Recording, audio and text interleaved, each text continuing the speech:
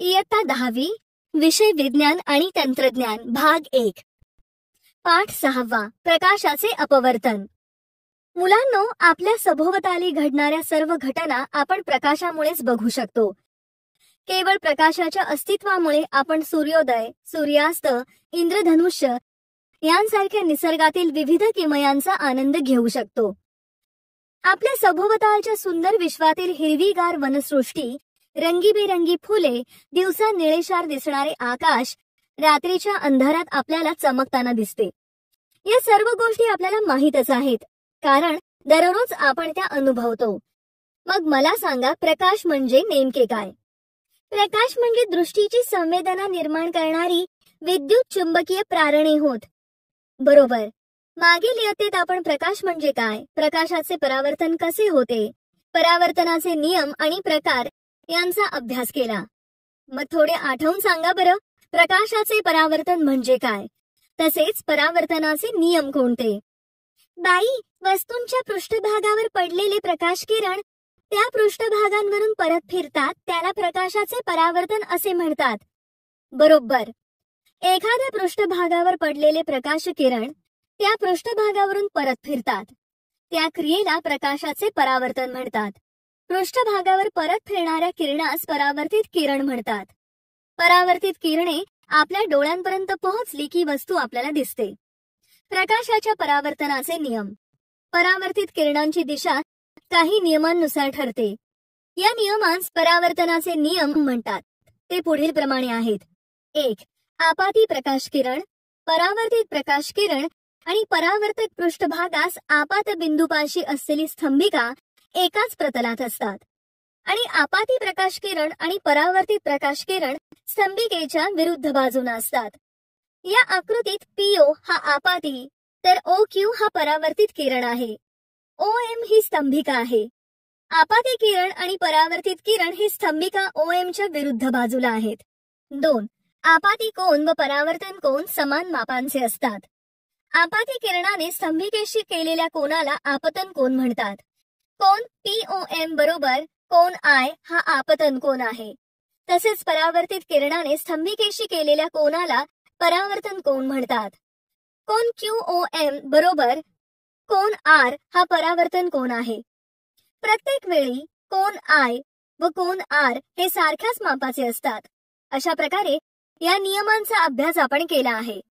साधारणपणे प्रकाश हा सरळ रेषेत प्रवास करतो. यामुळेच प्रकाशाच्या मार्गात जर एखादी अपारदर्शक वस्तू आली तर त्या वस्तूची छाया निर्माण होते. ही निर्माण झालेली छाया स्रोताच्या सापेक्ष असलेल्या वस्तूच्या स्थानामुळे कशी बदलते त्याचाही आपण अभ्यास केला आहे. परंतु काही विशिष्ट परिस्थितीत प्रकाश किरण वाकू शकतात का, ते कशा प्रकारे वागतात आणि का, याचा अभ्यास आता आपण करणार आहोत. प्रकाशाचे अपवर्तन. आता आपण प्रकाशाचे अपवर्तन समजून घेण्यासाठी एक प्रयोग करूया. त्या प्रयोगासाठी काय लागेल ते आधी सांगते. साहित्य: काचेचा ग्लास, 5 रुपयांचे नाणे, पेन्सिल, धातूचे भांडे इत्यादी. कृती: मुलांनो, सर्वात आधी पाण्याने भरलेला एक काचेचा ग्लास घ्या. त्यात पेन्सिल उभी धरून अर्धवट बुडवा आणि पाण्यात बुडलेल्या पेन्सिलीच्या भागाचे निरीक्षण करून मला सांगा, काय दिसते?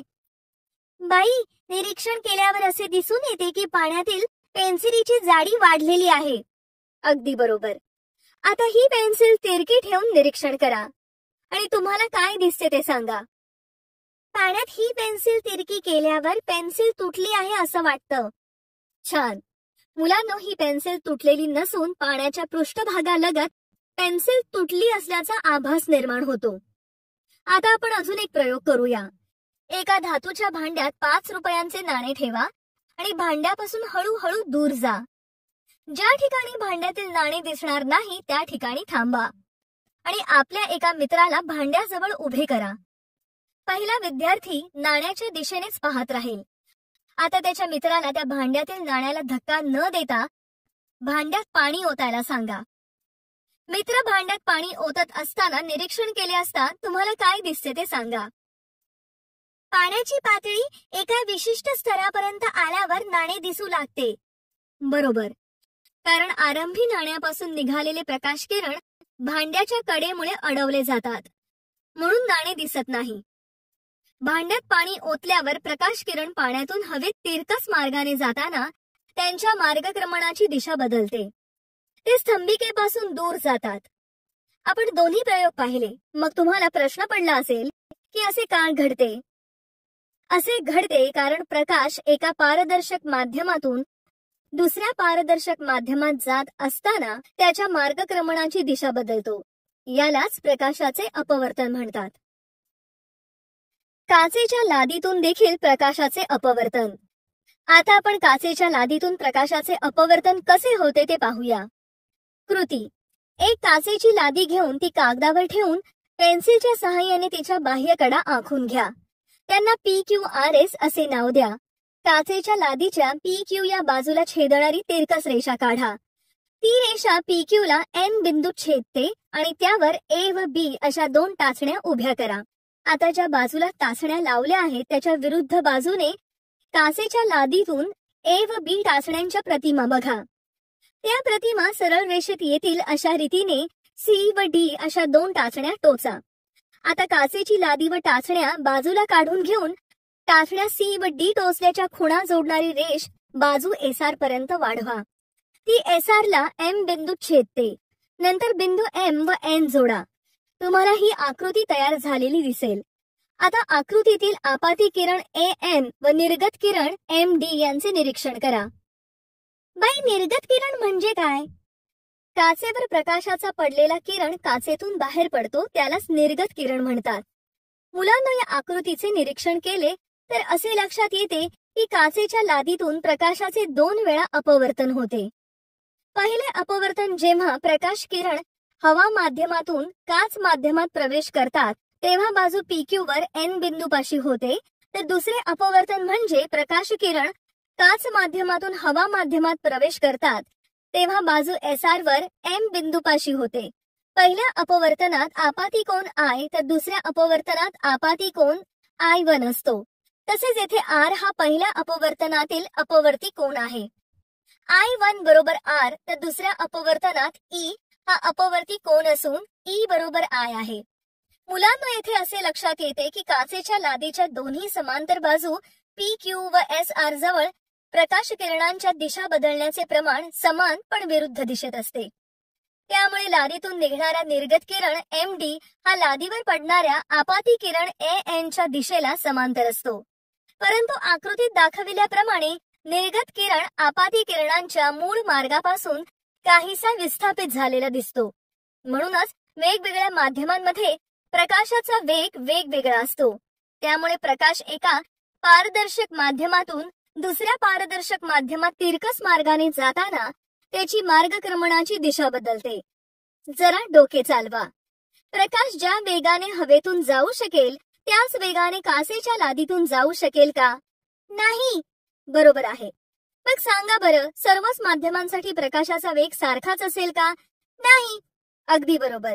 कारण प्रकाश व माध्यमाचे कण म्हणजे अणू, रेणू इत्यादींच्या आंतरक्रियेमुळे त्यांचा वेग सारखाच नसेल. अपवर्तनाचे नियम. आकृतीत AN हा आपाती किरण असून ND हा अपवर्तित किरण आहे. नियम 1. आपाती किरण व अपवर्तित किरण आपात बिंदूपाशी असलेल्या स्तंभिकेच्या म्हणजेच CD च्या विरुद्ध बाजूस असतात. तर ते तीनही म्हणजे आपाती किरण, अपवर्ती किरण व स्तंभिका एकाच प्रतलात असतात. आकृतीचे निरीक्षण केले असता तुमच्या लक्षात येईल की या नियमानुसार आपाती किरण AN व अपवर्तित किरण NB आणि स्तंभिका CD ही एकाच प्रतलात आहेत. नियम 2. दिलेल्या माध्यमांच्या जोडी करता येथे हवा व काच sin I व sin R यांचे गुणोत्तर स्थिर असते. येथे I हा आपाती कोन असून R हा अपवर्ती कोन आहे. म्हणजेच sin I छेद sin R बरोबर N बरोबर स्थिरांक आहे. येथे N या स्थिरांकास पहिल्या माध्यमाच्या संदर्भातील दुसऱ्या माध्यमाचा अपवर्तनांक म्हणतात. या नियमालाच स्नेलचा नियम असेही म्हणतात. दोन माध्यमांच्या सीमेला लंब रेषेत आपाती असलेला किरण I बरोबर 0 त्याच रेषेत पुढे जातो. R बरोबर 0. अपवर्तनांक. प्रकाश किरण वेगवेगळ्या माध्यमात शिरताना प्रकाशाच्या दिशेतील बदलाचे प्रमाण वेगवेगळे असते. हे आपल्याला माहीतच आहे. ते माध्यमाच्या अपवर्तनांकाशी संबंधित असते. वेगवेगळ्या माध्यमांकरिता तसेच एकाच माध्यमासाठीही वेगवेगळ्या रंगाच्या प्रकाश किरणांसाठीही अपवर्तनांक वेगवेगळा असतो. काही माध्यमांचे निरपेक्ष अपवर्तनांक, काही माध्यमांचे निर्वाताच्या संदर्भातील अपवर्तनांक हे या तक्त्यात दिले आहेत ते पहा. मुलांनो, एखाद्या माध्यमाचा निरपेक्ष अपवर्तनांक म्हणजे निर्वात पोकळीमधील प्रकाशाच्या वेगाचे त्या माध्यमातील प्रकाशाच्या वेगाशी असणारे गुणोत्तर होय. माध्यमातील प्रकाशाच्या वेगावर अपवर्तनांक अवलंबून असतो. हवेचा निरपेक्ष अपवर्तनांक 1.0003 आहे. प्रकाश किरण एका माध्यमातून दुसऱ्या माध्यमात तिरकस मार्गाने जात असतो, हे आपण पाहिले आहे. या आकृतीत दाखविल्याप्रमाणे माध्यम 1 मध्ये प्रकाशाचा वेग v1 असून माध्यम 2 मधील प्रकाशाचा वेग v2 आहे. पहिल्या माध्यमाच्या संदर्भात दुसऱ्या माध्यमाचा अपवर्तनांक 2n1 म्हणजेच पहिल्या माध्यमातील प्रकाशाच्या वेगाचे दुसऱ्या माध्यमातील वेगाशी असणारे गुणोत्तर होय. अपवर्तनांक 2n1 बरोबर पहिल्या माध्यमातील प्रकाशाचा वेग v1 छेद दुसऱ्या माध्यमातील प्रकाशाचा वेग v2. याचप्रमाणे दुसऱ्या माध्यमाच्या संदर्भात पहिल्या माध्यमाचा अपवर्तनांक म्हणजे 1n2 बरोबर v2 छेद v1 बरोबर दुसऱ्या माध्यमातील प्रकाशाचा वेग छेद पहिल्या माध्यमातील प्रकाशाचा वेग.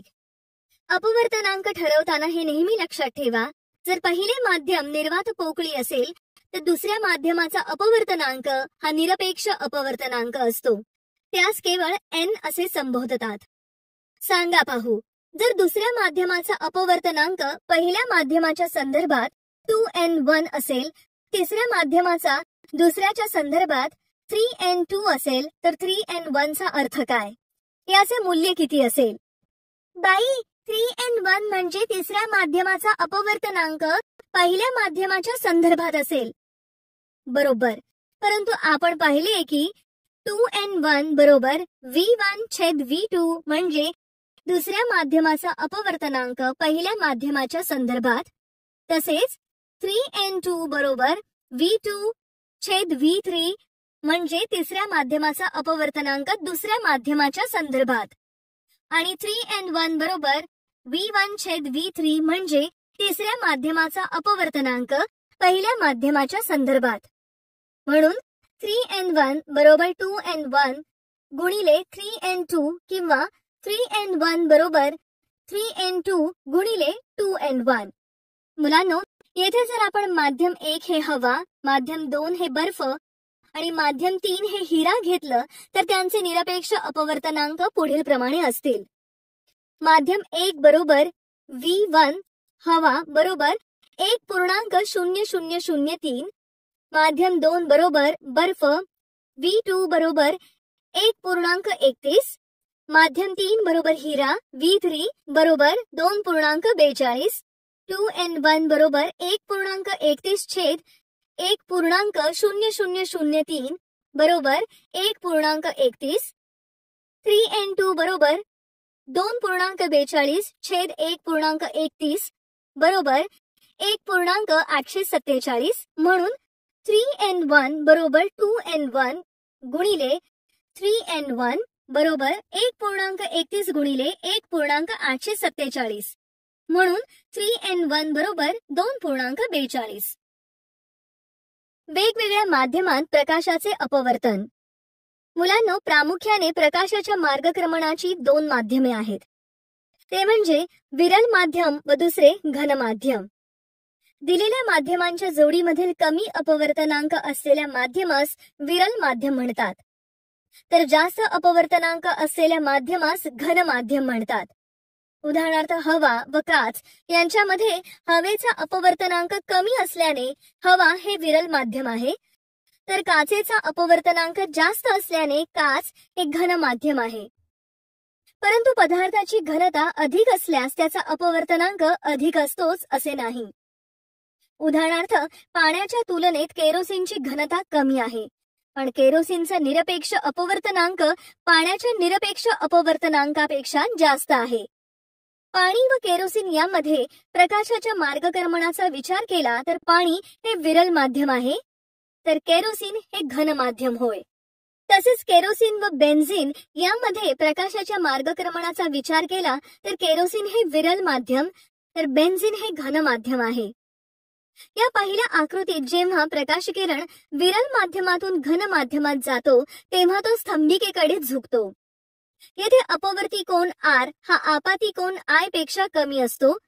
तर दुसऱ्या आकृतीतून आपल्याला दिसून येते की जेव्हा प्रकाश किरण घन माध्यमातून विरल माध्यमात जातो तेव्हा तो स्तंभिकेपासून दूर जातो. येथे अपवर्ती कोन R हा आपाती कोनापेक्षा जास्त असतो. तसेच प्रकाश किरण एका माध्यमातून दुसऱ्या माध्यमात प्रवेश करत असताना माध्यमाच्या सीमेवर लंबरूप आपात होत असल्यास त्याची दिशा बदलत नाही, अर्थात त्याचे अपवर्तन होत नाही. कारण प्रकाश किरण दोन माध्यमांच्या सीमेवर लंबरूप आपाती होत असल्यास आपाती कोन शून्य असल्याने प्रकाश किरणांच्या मार्गक्रमणाची दिशा बदलत नाही. येथे अपवर्तित कोनही शून्य असतो. तसेच दोन माध्यमांपैकी कोणते घन आहे व कोणते विरल आहे हे महत्वाचे नसते. ताऱ्यांचे लुकलुकणे सांगा पाहू. 1. उन्हाळ्यात रस्त्यावर किंवा वाळवंटात पाणी साचल्याचा आभास आपल्याला होतो, त्याला मृगजळ असे म्हणतात. असा आभास का होतो? प्रथम हा आभास किंवा मृगजळ म्हणजे काय हे समजून घेऊ. प्रकाशाच्या बदलत्या अपवर्तनामुळे उन्हाळ्यात दूरवरील वस्तूकडून येणारे प्रकाश किरण वस्तूच्या जमिनीवर असलेल्या प्रतिमेकडून आल्यासारखे भासतात. यालाच आभास म्हणतात. सूर्याच्या उष्णतेमुळे जमीन तापल्यावर हवेचे तापमानही वाढते, हे आपल्याला माहीतच आहे. त्यामुळे जमिनीलगत कमी घनता व कमी अपवर्तनांक असलेल्या गरम हवेचा थर तयार होतो. थंड हवेच्या तुलनेत गरम हवा हे प्रकाशाच्या मार्गक्रमणाच्या दृष्टीने विरल माध्यम असते. थंड हवेच्या तुलनेत गरम हवेचा अपवर्तनांक कमी असतो. तापमानात बराच फरक पडल्याने उंचीप्रमाणे हवेची विरलता बदलत जाते व अपवर्तनांकही बदलत जातो. त्यामुळे प्रकाशाचे अपवर्तन होताना अपवर्ती कोन सतत बदलत राहतो.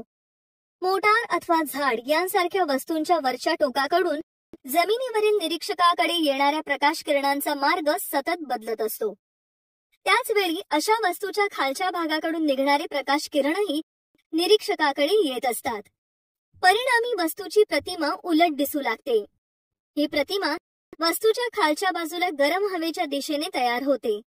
यावेळी काही प्रकाश किरण आधी खाली वळतात, नंतर मग वर वळतात.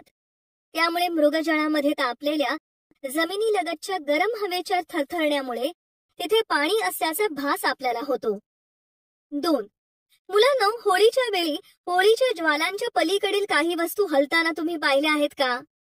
असे का घडत असेल? हो, होळीच्या वेळी होळीच्या ज्वालांच्या पलीकडील वस्तू हलताना मी पाहिल्या आहेत.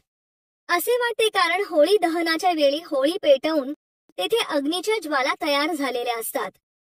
ज्वालांवरील हवेचे तापमान सतत बदलत असते, त्यामुळे त्या हवेची घनताही सतत बदलत असते. परिणामी हवेचा अपवर्तनांक सतत बदलत असतो. म्हणून त्या ज्वालांच्या पलीकडील वस्तूंकडून आपल्याकडे येणाऱ्या प्रकाश किरणांच्या मार्गक्रमणाची दिशा सतत बदलत असते, म्हणून त्या वस्तू हलताना दिसतात. या दोन्ही उदाहरणात रस्त्याजवळील किंवा वाळवंटाच्या पृष्ठभागावरील तसेच ज्वालांवरील हवा गरम असल्याने विरल असते. तिचा अपवर्तनांक कमी असतो. उंचीप्रमाणे विरलता कमी होत जाते आणि अपवर्तनांक वाढत जातो. पाणी साचल्याचा आभास होणे या उदाहरणात या बदलत्या अपवर्तनांकामुळे अपवर्तनाच्या नियमाप्रमाणे प्रकाशाची दिशा सतत बदलत जाते. तर दुसऱ्या उदाहरणात बदलत्या अपवर्तनांकामुळे बदलणाऱ्या प्रकाश किरणांच्या दिशेमुळे होळीच्या ज्वालांपलीकडील वस्तूची जागा बदलण्याचा म्हणजे वस्तू हलल्याचा भास होतो. ताऱ्याची आभासी स्थिती. वातावरणाचा प्रकाशाच्या अपवर्तनावर होणारा एक परिणाम म्हणजे ताऱ्यांचे लुकलुकणे होय. तारे स्वयंप्रकाशित असल्याने चमकतात व सूर्यप्रकाश नसल्याने रात्री आपल्याला दिसतात. तारे आपल्यापासून खूप जास्त अंतरावर आहेत, त्यामुळे ते आपल्याला प्रकाशाचे बिंदुरूप स्रोत असल्याचे जाणवते. वातावरणातील हवेचा अपवर्तनांक जमिनीकडे येताना वाढत जातो, कारण हवेची घनता वाढत जाते. वातावरणातून तारका प्रकाशाचे अपवर्तन होताना तारका प्रकाश स्तंभिकेकडे झुकल्यामुळे या आकृतीत दाखविल्याप्रमाणे तारा त्याच्या आहे त्या स्थितीपेक्षा थोड्याशा उंचावर असल्याचे भासते. ताऱ्यांची ही आभासी स्थिती स्थिर नसून किंचित बदलत राहते. कारण जेव्हा प्रकाश किरण तिरकस मार्गाने विरल माध्यमातून घन माध्यमात जातो तेव्हा तो स्तंभिकेकडे झुकतो. तर घन माध्यमातून विरल माध्यमात जाताना तो स्तंभिकेपासून दूर जातो. थंड हवा गरम हवेपेक्षा कमी विरल असते. त्यामुळे थंड हवेचा अपवर्तनांक गरम हवेच्या अपवर्तनांकापेक्षा जास्त असतो. तापमानातील बदलामुळे वातावरण स्थिर नसते, म्हणजेच वातावरण नेहमी अस्थिर असते. सतत हवेची हालचाल होत असते. वातावरणाच्या वेगवेगळ्या भागांमध्ये घनता व तापमान एकसमान नसतात. वातावरणाच्या बदलत्या अपवर्तनांकामुळे सर्वसाधारणतः प्रकाश किरणाचा वातावरणातील मार्ग वक्र असतो. अशा प्रकारे अपवर्तनांकात होणाऱ्या बदलामुळे ताऱ्याची आभासी स्थिती व प्रखरता सतत बदलत असते व त्यामुळे तारे लुकलुकताना दिसतात. मुलांना जसे रात्री तारे लुकलुकताना दिसतात तसेच ग्रह पण लुकलुकताना दिसतात का? बाई, रात्री तारे लुकलुकताना दिसतात तसे ग्रह लुकलुकताना दिसत नाहीत. बरोबर. तारे आपल्याला लुकलुकताना दिसतात याचे कारण तारे स्वयंप्रकाशित असतात. ते पृथ्वीपासून खूपच दूर असल्याने त्यांचे रूप बिंदू प्रकाश स्रोतासारखे असते. तारका प्रकाश वातावरणात शिरल्यावर त्याचे अपवर्तन होते. त्यावेळी प्रकाश किरण विरल माध्यमातून घन माध्यमात जाताना स्तंभिकेकडे झुकल्यामुळे तारा त्याच्या आहे त्या स्थितीपेक्षा थोडासा उंचावर असल्याचे भासते. तसेच आपण पाहिले आहे की हवेच्या सतत होणाऱ्या हालचालींमुळे व हवेच्या घनतेत आणि तापमानात होणाऱ्या बदलांमुळे वातावरण अस्थिर असते. तिच्यात सतत किंचितचा बदल होत असतो. एखाद्या भागातील हवेचा अपवर्तनांक सतत व सहजगत्या बदलल्यामुळे जेव्हा वातावरणातून पृथ्वीवरील निरीक्षकाकडे अधिक प्रकाश अपवर्तित होतो तेव्हा आपल्याला तो तारा तेजस्वी दिसतो. याउलट जेव्हा वातावरणातून निरीक्षकाकडे कमी प्रकाश अपवर्तित होतो तेव्हा त्याला तो तारा मंद दिसतो. अशा प्रकारे ताऱ्याची आभासी स्थिती व प्रखरता सतत बदलत असते. त्यामुळे तारे लुकलुकताना दिसतात. पण ग्रह लुकलुकताना दिसत नाहीत याचे कारण ताऱ्यांच्या तुलनेत ग्रह पृथ्वीपासून फार कमी अंतरावर असतात. त्यामुळे ते एक बिंदू स्रोत नसून बिंदू स्रोतांचे समूह असतात. काही बिंदूंचे स्थानही बदलते, पण ग्रहांचे सरासरी स्थान बदलत नाही. एखाद्या बिंदू स्रोताकडून पृथ्वीवरील निरीक्षकाकडे येणाऱ्या प्रकाशाची प्रखरता कमी झाली तरी दुसऱ्या एखाद्या बिंदू स्रोताकडून येणाऱ्या प्रकाशाची प्रखरता वाढते. म्हणजे काही बिंदू स्रोत कमी तेजस्वी दिसले तरी इतर काही बिंदू स्रोत अधिक तेजस्वी दिसतात. परिणामी निरीक्षकाकडे येणाऱ्या प्रकाशाच्या सरासरी प्रखरतेत फरक पडत नाही. ग्रहांचे सरासरी स्थान व सरासरी प्रखरता स्थिर राहिल्याने ते लुकलुकताना दिसत नाहीत. वातावरणीय अपवर्तनाचा परिणाम. सूर्योदय होणे म्हणजे सूर्याचे क्षितिजावर येणे असे आपण म्हणतो. पण सूर्य क्षितिजावर येण्यापूर्वी 2 मिनिटे आधीच तो निरीक्षकाला दिसतो. सूर्यकिरण पृथ्वीच्या वायुमंडलातून येताना त्याचे अपवर्तन होते. बदलत्या अपवर्तनामुळे अपवर्तित किरणाचा मार्ग सरळ नसून वक्र होतो व तो किरण निरीक्षकापर्यंत पोहोचतो. म्हणजेच सूर्योदय वेळेआधीच झाल्याचे भासते, जसे आकृतीत दाखवले आहे. असेच सूर्यास्ताच्या वेळेसही घडते. सूर्य क्षितिजाखाली गेल्यावरही आपल्याला काही काळ दिसत राहतो. उशिरा होणारा सूर्यास्त हा पण वातावरणीय अपवर्तनाचा परिणाम आहे. सूर्यास्ताच्या वेळी सुद्धा सूर्याची आभासी स्थिती त्याच्या खऱ्या स्थितीपेक्षा किंचित वर असल्याने प्रत्यक्षात सूर्य क्षितिजाखाली गेल्यावरही 2 मिनिटे तो निरीक्षकाला क्षितिजावर दिसतो. म्हणजेच सूर्यास्त उशिरा झाल्याचे भासते. प्रकाशाचे अपस्करण. तुम्ही कंपास मधील प्लास्टिकची पट्टी प्रकाशात डोळ्यांसमोर धरून हळूहळू तिरकी करून पहा आणि तुम्हाला काय दिसते ते सांगा. कंपास मधील प्लास्टिकची पट्टी प्रकाशात डोळ्यासमोर धरली असता वेगवेगळ्या रंगाचे पट्टे दिसतात. बरोबर. म्हणजेच तुम्हाला प्रकाशाचे वेगवेगळ्या रंगात विभक्तीकरण झालेले दिसून येते. त्याचप्रमाणे शुभ्र प्रकाशाचे प्रिझम द्वारा 7 रंगात अपस्करण होते. यावेळी आपाती किरणाच्या मानाने वेगवेगळे रंग वेगवेगळ्या कोनातून वळतात. प्रकाश विभक्त झाल्यानंतर मिळणारा रंगाचा क्रम तांबडा, नारंगी, पिवळा, निळा, पारवा, जांभळा असा असतो. तसेच प्रकाश हे विद्युत चुंबकीय प्रारण आहे, हे आपल्याला माहीतच आहे. तरंग लांबी हा प्रारणांचा महत्वाचा गुणधर्म आहे. आपले डोळे जे प्रारण बघण्यासाठी संवेदनशील आहेत, त्या प्रकाशाची तरंग लांबी 400 nm ते 700 nm च्या दरम्यान असते. या दरम्यान दिसणारी तरंग लांबीची प्रारणी ही तांबडा, नारंगी, पिवळा, हिरवा, निळा, पारवा, जांभळा या वेगवेगळ्या रंगात असतात. या रंगांमध्ये तांबड्या किरणांची तरंग लांबी सगळ्यात अधिक म्हणजे 700 nm च्या जवळ असते, तर जांभळ्या किरणांची तरंग लांबी ही सगळ्यात कमी म्हणजे 400 nm च्या जवळ असते. 1 nm बरोबर 10⁻⁹ m आहे. निर्वात पोकळीत सर्व वारंवारतेच्या प्रकाश लहरींचा वेग सारखाच असतो, परंतु पदार्थ माध्यमात या प्रकाश लहरी वेगवेगळ्या वेगाने मार्गक्रमण करतात. त्यामुळे त्यांचा वेग पदार्थ माध्यमात सारखा असत नाही, म्हणून माध्यमांचा अपवर्तनांक वेगवेगळ्या रंगांसाठी वेगवेगळा असतो. जरी पांढरा प्रकाश काचेसारख्या एकाच माध्यमावर आपाती असेल तरी सुद्धा निरनिराळ्या रंगांच्या प्रकाशासाठी अपवर्तन कोनाचे माप निरनिराळे असते. म्हणून सूर्यापासून येणारा पांढरा प्रकाश सुद्धा हवेतून कोणत्याही अपवर्तनी माध्यमात शिरतो तेव्हा तो 7 रंगांच्या वर्णपंक्तीच्या स्वरूपात निर्गत होतो, म्हणजेच बाहेर पडतो. पदार्थ माध्यमात प्रकाशाचे आपल्या घटक रंगात पृथक्करण होण्याच्या प्रक्रियेस प्रकाशाचे अपस्करण म्हणतात. बाई, वर्णपंक्ती म्हणजे काय? प्रकाश झोताच्या रंगीत घटक असणाऱ्या पट्ट्याला वर्णपंक्ती म्हणतात. आयझॅक न्यूटन यांनी सर्वप्रथम सूर्यप्रकाशापासून वर्णपंक्ती मिळवण्यासाठी काचेच्या लोलकाचा म्हणजे प्रिझमचा उपयोग केला होता. लोलकामधून पांढरा प्रकाश किरण गेल्यावर अपवर्तन होऊन वेगवेगळ्या रंगाचे किरण वेगवेगळ्या कोनातून वळतात. तांबड्या रंगाचा किरण सर्वात कमी वळतो, तर जांभळ्या रंगाचे किरण लोलकामधून वेगवेगळ्या मार्गांनी बाहेर पडतात. बाहेर पडताना वेगवेगळ्या रंगाचे किरण विभक्त होतात, त्यामुळे सप्तरंगांची वर्णपंक्ती मिळते. जेव्हा आपण ही वर्णपंक्ती डोळ्यांनी बघतो तेव्हा ती ह्या आकृतीप्रमाणे दिसते. जरा डोके चालवा. 1. 2 लोलकाच्या सहाय्याने पांढऱ्या आपाती प्रकाशापासून पांढरा निर्गत प्रकाश कसा मिळवता येईल? मुलांनो, हे समजण्यासाठी एक कृती करा. प्रथम एक लोलक घ्या, त्यावर शुभ्र प्रकाश टाका, त्यापासून वर्णपंक्ती मिळवा. तसाच दुसरा एक लोलक घ्या. हा लोलक पहिल्या लोलकाला समांतर पण वरची बाजू खाली असेल अशा प्रकारे ठेवा. असे एकमेकांना समांतर असतील असे ठेवा. लोलक अशा प्रकारे ठेवल्यावर वर्णपंक्तीचे रंग दुसऱ्या लोलकामधून जातील. दुसऱ्या लोलकाच्या विरुद्ध बाजूकडून निर्गत प्रकाश झोत मिळवा. आपल्याला आता असे दिसते की दुसऱ्या लोलकाच्या विरुद्ध बाजूकडून मिळालेला निर्गत प्रकाश झोत शुभ्र प्रकाशाचा आहे.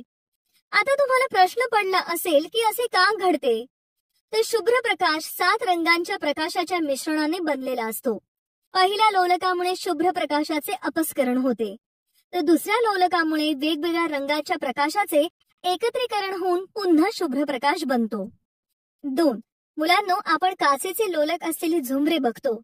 त्यात लावलेल्या टंगस्टन बल्बचा प्रकाश लोलकातून जाताना त्याचे अपस्करण होते व आपल्याला रंगीबेरंगी रंगपंक्ती दिसतात. टंगस्टन बल्ब ऐवजी आपण LED बल्ब लावला तर या पद्धतीने रंगपंक्ती दिसतील का? हो, नाही. जरी LED आणि टंगस्टन बल्ब आपल्याला प्रकाशच देतात तरी LED बल्ब मधून बाहेर पडणाऱ्या प्रकाशामध्ये 400 nm ते 700 nm या व्याप्तीमधील सगळ्या तरंग लांबी असलेले प्रकाश किरण नसतात. त्यामुळे सूर्यप्रकाशांमुळे किंवा टंगस्टन बल्बच्या प्रकाशामुळे जशी रंगीत वर्णपंक्ती आपल्याला दिसते तशी वर्णपंक्ती तयार होणार नाही. आंशिक व पूर्ण आंतरिक परावर्तन. जेव्हा प्रकाश घन माध्यमातून विरल माध्यमात मार्गक्रमण करतो तेव्हा त्याचे आंशिक रूपात परावर्तन होते. म्हणजे परावर्तनाच्या नियमाप्रमाणे प्रकाशाचा काही भाग पहिल्या माध्यमात परततो. यास आंशिक परावर्तन असे म्हणतात. प्रकाशाच्या उरलेल्या भागाचे अपवर्तन होते. या आकृतीमध्ये प्रकाशाचे पाणी या घन माध्यमातून हवा या विरल माध्यमात मार्गक्रमण दाखवले आहे. इथे तिरकस मार्गाने जाणारा प्रकाश किरण अपवर्तनात स्तंभिकेपासून दूर जातो. यावेळी अपवर्तन कोन R हा आपाती कोन I पेक्षा जास्त असतो. आता ANW बरोबर sin I छेद sin R हा 1 पेक्षा लहान आहे. येथे ANW हा हवेच्या पाण्याच्या संदर्भात अपवर्तनांक होय. ANW हा स्थिरांक असल्याने I वाढवल्यास R वाढत जातो. R बरोबर 90 अंश असताना प्रकाश किरण पाण्याच्या पृष्ठभागास समांतर जाईल. R आणखी वाढवल्यास R 900 पेक्षा मोठा शक्य नसल्याने प्रकाश हवा या माध्यमात न शिरता म्हणजेच प्रकाशाचे अपवर्तन न होता त्याचे पूर्णपणे पाण्यामध्ये परावर्तन होईल. याच प्रकाशाचे पूर्ण आंतरिक परावर्तन म्हणतात. R बरोबर 90 अंश असताना ANW बरोबर sin I छेद sin R बरोबर sin I. येथे I या कोनास क्रांतिक कोन म्हणतात, कारण प्रकाश घन माध्यमातून विरल माध्यमात जाताना ज्या आपाती कोनासाठी अपवर्तन कोनाचे मूल्य 90 अंश होते त्या कोनास क्रांतिक कोन म्हणतात. इंद्रधनुष्य निर्मिती. मुलांनो, इंद्रधनुष्य तुम्ही बघितलेच असेल. त्यात आपल्याला 7 रंग दिसणारे वेगवेगळे पट्टे दिसतात, बरोबर ना? परंतु इंद्रधनुष्य कसे तयार होते ते आता आपण पाहूया. पाऊस थांबल्यावर वातावरणातील पाण्याच्या थेंबामुळे व वातावरणातील बाष्पकणांवर व दवबिंदूवर पडलेल्या सूर्यप्रकाशाचे अपवर्तन, अपस्करण, आंतरिक परावर्तन व पुन्हा अपवर्तन झाल्यामुळे आकाशात इंद्रधनुष्य दिसते. सूर्यप्रकाश म्हणजे जांभळा, पारवा, निळा, हिरवा, पिवळा, नारंगी व तांबडा अशा 7 रंगांचे मिश्रण होय. पाऊस थांबल्यावर वातावरणात पाण्याचे असंख्य लहान थेंब असतात. सूर्यप्रकाश पाण्याच्या थेंबावर पडला असता हवेतून पाण्यात शिरताना प्रकाशाचे अपवर्तन व अपस्करण होते. पाण्याच्या थेंबांमध्ये प्रकाशाचे आंतरिक परावर्तन होते आणि पाण्यातून हवेत शिरताना प्रकाशाचे अपवर्तन होते. पाण्याचा अपवर्तनांक वेगवेगळ्या रंगांच्या प्रकाशासाठी वेगवेगळा असतो. जांभळ्या रंगासाठी तो सर्वात जास्त तर तांबड्या रंगासाठी तो सर्वात कमी असतो. त्यामुळे हवेतून पाण्यात शिरताना प्रकाशाचे अपस्करण म्हणजे वेगवेगळ्या रंगांमध्ये पृथक्करण होते. या आकृतीत केवळ तांबडा व जांभळा हे 2च रंग दाखवले आहेत. इतर 5 रंग या रंगांच्या दरम्यान असतात. वातावरणात पाण्याचे असंख्य थेंब असतात व ते छोट्या लोलकाप्रमाणे कार्य करतात. त्यांच्या एकत्रित परिणामाने इंद्रधनुष्य तयार होते. इंद्रधनुष्य दिसण्यासाठी सूर्य निरीक्षकाच्या मागच्या बाजूला असला पाहिजे, तर पाण्याचे थेंब निरीक्षकाच्या पुढच्या बाजूला असले पाहिजेत. सोडवलेली उदाहरणे. उदाहरण 1. पाण्याचा निरपेक्ष अपवर्तनांक 1.36 असल्यास प्रकाशाचा पाण्यातील वेग किती असेल? प्रकाशाचा निर्वातातील वेग 3 गुणिले 10⁸ मीटर प्रति सेकंद आहे. दिलेली माहिती. प्रकाशाचा निर्वातातील वेग V1 बरोबर 3 गुणिले 10⁸ मीटर प्रति सेकंद आहे. पाण्याचा निरपेक्ष अपवर्तनांक N बरोबर 1.36. प्रकाशाचा पाण्यातील वेग V2 बरोबर किती? V1 बरोबर 3 गुणिले 10⁸ मीटर प्रति सेकंद. N बरोबर 1.36 म्हणून N बरोबर V1 छेद V2. 1.36 बरोबर 3 गुणिले 10⁸ छेद V2. V2 बरोबर 3 गुणिले 10⁸ छेद 1.36 बरोबर 2.21 गुणिले 10⁸ मीटर प्रति सेकंद. म्हणून प्रकाशातील पाण्याचा वेग बरोबर 2.21 गुणिले 10⁸ मीटर प्रति सेकंद. उदाहरण 2. जर एका माध्यमातून 1.5 गुणिले 10⁸ मीटर प्रति सेकंद वेगाने जाणारा प्रकाश दुसऱ्या माध्यमात गेल्यास व त्याचा वेग 0.75 गुणिले 10⁸ मीटर प्रति सेकंद होत असल्यास पहिल्या माध्यमाच्या संदर्भातील दुसऱ्या माध्यमाचा अपवर्तनांक किती असेल? दिलेली माहिती. पहिल्या माध्यमाचा वेग V1 बरोबर 1.5 गुणिले 10⁸ मीटर प्रति सेकंद. दुसऱ्या माध्यमाचा वेग V2 बरोबर 0.75 गुणिले 10⁸ मीटर प्रति सेकंद. पहिल्या माध्यमाच्या संदर्भातील दुसऱ्या माध्यमाचा अपवर्तनांक बरोबर 2N1 बरोबर किती? 2n1 बरोबर v1 छेद v2 बरोबर 1.5 गुणिले 10⁸ छेद 0.75 गुणिले 10⁸ बरोबर 2.